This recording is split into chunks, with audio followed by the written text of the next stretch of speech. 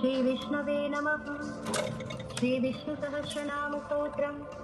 अस्य श्रीविष्णोर्दिव्यसहस्रनाम स्तोत्रमन्त्रस्य भगवान् विष्णुः परमात्मा देवता। अनुष्टुप् छन्दः अमृतांशुद्भवो भानुरीति बीजम्। देवकीनन्दनः सृष्टेति शक्तिः। श्रीविष्णुः परमात्मा देवता।